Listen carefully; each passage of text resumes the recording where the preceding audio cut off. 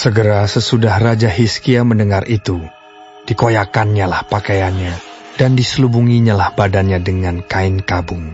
Lalu masuklah ia ke rumah Tuhan. Disuruhnyalah juga Eliakim, kepala istana, Sebna, panitera negara, dan yang tua-tua di antara para imam, dengan berselubungkan kain kabung kepada Nabi Yesaya bin Amos. Berkatalah mereka kepadanya, "Beginilah kata Hizkia, hari ini hari kesesakan, hari hukuman dan penistaan. Sebab sudah datang waktunya untuk melahirkan anak, tetapi tidak ada kekuatan untuk melahirkannya. Mungkin Tuhan Allahmu sudah mendengar segala perkataan juru minuman agung yang telah diutus oleh Raja Asyur tuannya untuk mencela Allah yang hidup, sehingga Tuhan Allahmu mau memberi hukuman karena perkataan-perkataan yang telah didengarnya. Maka baiklah engkau menaikkan doa untuk sisa yang masih tinggal ini." Ketika pegawai-pegawai Raja Hizkia sampai kepada Yesaya, berkatalah Yesaya kepada mereka, "Beginilah kamu katakan kepada tuanmu. Beginilah firman Tuhan. Janganlah engkau takut terhadap perkataan yang kau dengar, yang telah diucapkan oleh budak-budak Raja Asyur untuk menghujat aku. Sesungguhnya aku akan menyuruh suatu roh masuk di dalamnya, sehingga ia mendengar suatu kabar dan pulang ke negerinya. Aku akan membuat dia mati rebah oleh pedang di negerinya sendiri." Ketika juru minuman agung pulang, didapatinyalah Raja Asyur berperang melawan Libna, sebab sudah didengarnya bahwa raja telah berangkat dari Lakis. Dalam pada itu, raja mendengar tentang Tirhaka, raja Etiopia, berita yang demikian, "Sesungguhnya ia telah keluar berperang melawan engkau."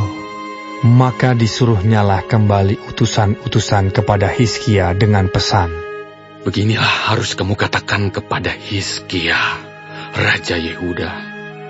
Janganlah Allahmu yang kau percaya itu memperdayakan engkau dengan menjanjikan Yerusalem tidak akan diserahkan ke tangan Raja Asyur. Sesungguhnya engkau ini telah mendengar tentang yang dilakukan Raja-Raja Asyur kepada segala negeri, yakni bahwa mereka telah menumpasnya.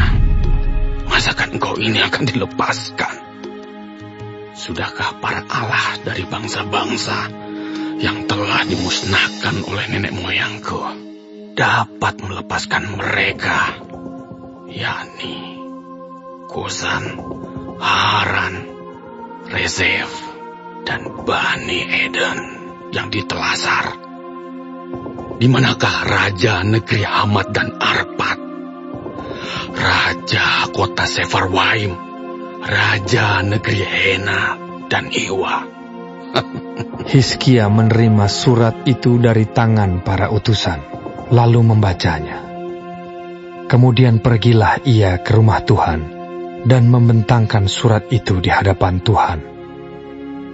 Hizkia berdoa di hadapan Tuhan dengan berkata, "Ya Tuhan Allah Israel, yang bertata di atas kerubi, hanya Engkau sendirilah Allah segala kerajaan di bumi. Engkaulah yang menjadikan langit dan bumi. Senengkanlah telingamu ya Tuhan, dan dengarlah. Bukalah matamu ya Tuhan, dan lihatlah. Dengarlah perkataan Sanherib yang telah dikirimnya untuk mengaikan Allah yang hidup. Ya Tuhan, Memang raja-raja Asyur telah memusnahkan bangsa-bangsa dan negeri-negeri mereka, dan menaruh para allah mereka ke dalam api. Sebab mereka bukanlah Allah.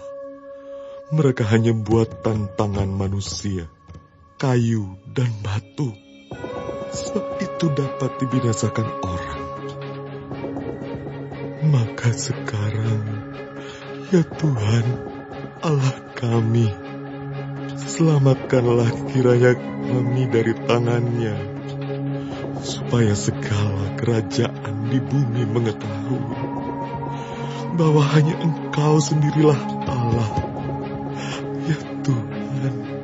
Lalu Yesaya bin Amos menyuruh orang kepada Hizkia mengatakan, Beginilah firman Tuhan, Allah Israel. Apa yang telah kau doakan kepadaku mengenai Sanherib, Raja Asyur, telah kudengar. Inilah firman yang telah diucapkan Tuhan mengenai dia. Anak Dara, yaitu Putri Sion, telah menghina engkau, telah mengolok-olokkan engkau.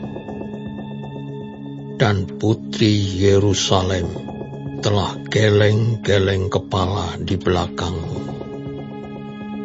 Siapakah yang engkau cela dan engkau hujat?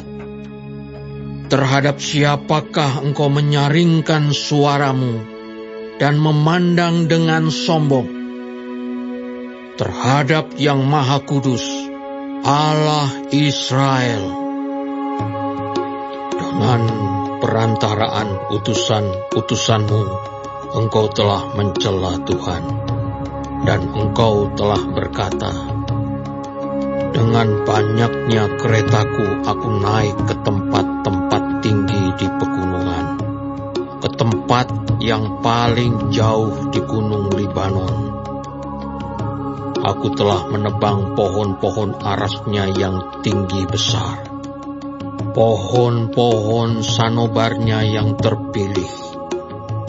Aku telah masuk ke tempat permalaman yang paling ujung, ke hutan pohon-pohonannya yang lebat. Aku ini telah menggali air dan telah minum air asing, dan aku telah mengeringkan dengan telapak kakiku segala sungai di Mesir. Bukankah telah kau dengar bahwa aku telah menentukannya dari jauh hari dan telah merancangnya pada zaman purbakala? Sekarang aku mewujudkannya, bahwa engkau membuat sunyi senyap kota-kota yang berkubu menjadi timbunan batu, sedang penduduknya yang tak berdaya menjadi terkejut dan malu. Mereka menjadi seperti tumbuh-tumbuhan di padang dan seperti rumput hijau, seperti rumput di atas sotoh, atau gandum yang layu sebelum ia masak. Aku tahu jika engkau bangun atau duduk, jika keluar atau masuk, atau jika engkau mengamuk terhadap aku. Oleh karena engkau telah mengamuk terhadap aku, dan kata-kata keangkuhanmu telah naik sampai ke telingaku, maka aku akan menaruh kelikirku pada hidungmu, dan kekangku pada bibirmu, dan aku akan memulangkan engkau melalui jalan dari mana engkau datang. Dan inilah yang akan menjadi tanda bagimu, hai Hizkia.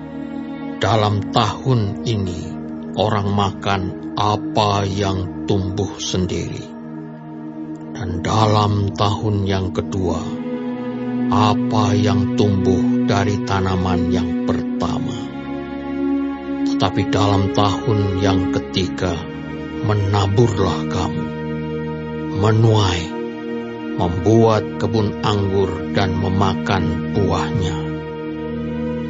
Dan orang-orang yang terluput di antara kaum Yehuda, yaitu orang-orang yang masih tertinggal, akan berakar pula ke bawah dan menghasilkan buah ke atas. Sebab dari Yerusalem akan keluar orang-orang yang tertinggal, dan dari Gunung Sion orang-orang yang terluput. Kiat cemburu Tuhan semesta alam akan melakukan hal ini. Sebab itu beginilah firman Tuhan mengenai Raja Asyur. Ia tidak akan masuk ke kota ini dan tidak akan menembakkan panah ke sana. Juga ia tidak akan mendatanginya dengan perisai dan tidak akan menimbun tanah menjadi tembok untuk mengepungnya. Melalui jalan dari mana ia datang, ia akan pulang. Tetapi ke kota ini ia tidak akan masuk. Demikianlah firman Tuhan. Dan aku akan memagari kota ini untuk menyelamatkannya. Oleh karena aku dan oleh karena Daud hambaku. Maka pada malam itu, keluarlah malaikat Tuhan, lalu dibunuhnyalah 185.000 orang di dalam perkemahan Asyur. Keesokan harinya pagi-pagi, tampaklah semuanya bangkai orang-orang mati belaka. Sebab itu berangkatlah Sanherib Raja Asyur dan pulang, lalu tinggallah ia di Niniwe. Pada suatu kali ketika ia sujud menyembah di dalam kuil Nisroh, Allahnya, maka Adramelech dan Sarezer anak-anaknya membunuh dia dengan pedang. Dan mereka meloloskan diri ke tanah Ararat. Kemudian Esarhadon anaknya menjadi raja menggantikan dia.